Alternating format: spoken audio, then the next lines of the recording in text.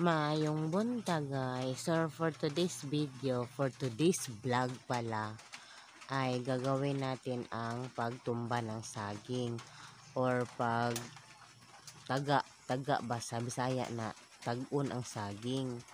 Sa ibang lang lingwahe, di ko na alam talaga. Kasi Bisaya talaga ang alam ko talagang lingwahe. So kailangan namin yang putulin ng ganyan. Sungkit ang dasok-dasok sa punuan ba guys.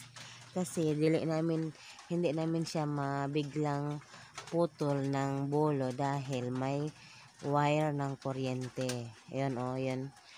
Iniingatan ni Chris kasi pag biglang matumba yung saging, yung wire ng kuryente ng kapitbahay namin na dito sa amin dumaan, sa lupa nila Chris dumaan, mapuputol yung wire. So, kailangan talagang ingatan. Kaya ingat na ingat si Chris. So, hindi bolo ang ginagamit sa pagtumba ng saging. Yun, matagal na sungkit-sungkitan talaga guys. Kasi kanina pa yan siya dyan. Naulahin na nga ako sa pag-video. Naulahin na ba? Basta guys, pasensyahan nyo na ang Tagalog ko minsan. Kasi medyo saksak sinagol ng Bisaya ba. So, patumba na siya. Ikaduha na ng sungkit niya.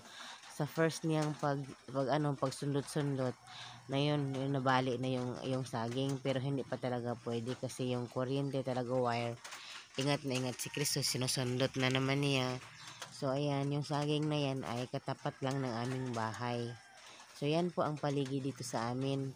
Medyo maraming kapuno, maraming sagbot, saging, mga niyog. Kaya parang tingnan mo ang ang damuhan ba? Parang sagbutan, tingnan ang aming paligid.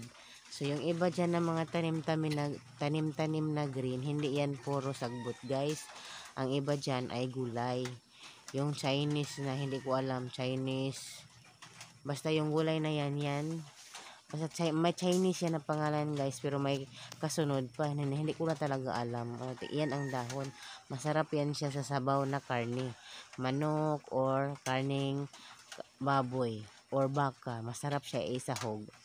So ayan na guys, yung saging pwede nang makuha ni Chris. So tingnan nyo, abot ko na ang saging, pero dahan-dahan pa din si Chris. So ayan, pinapakita ko na yung mukha kong napakalaki.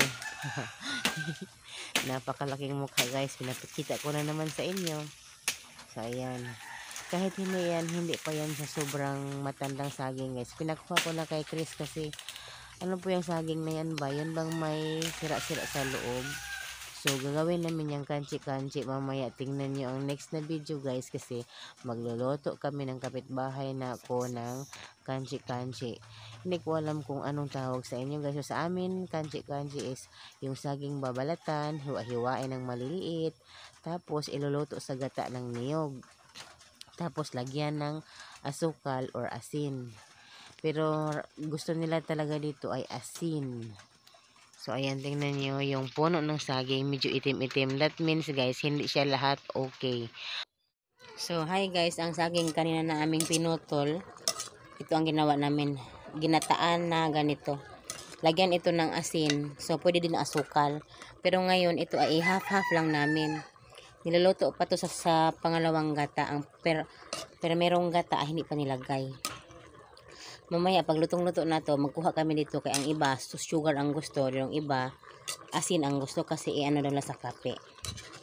So ayan, kanchi-kanchi ang tawag dito sa amin sa kanilang lugar ni Chris. Sa amin hindi ko alam kung anong tawag sa amin dito, pero sa kanila dito sa Chavacano ay kanchi-kanchi.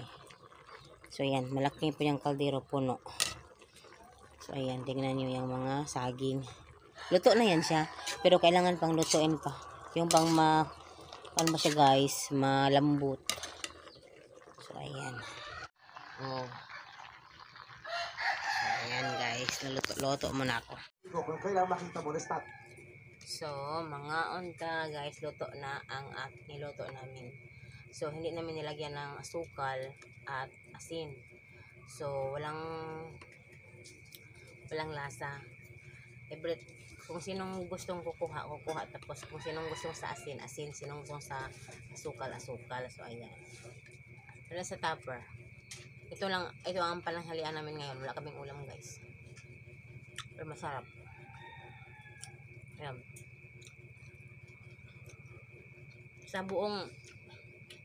Yung buong saging, guys, nakuha namin, parang isang isang pingka ba? Iba, yung bunga niya, ganun, may bunga.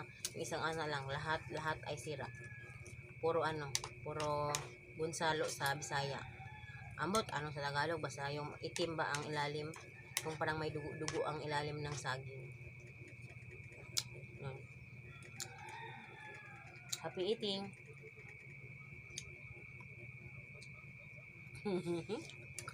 Namasada siya, tapos umuwi siya ngayon lang, kanina lang. Ito ang pananghalian namin ngayon. Sarap.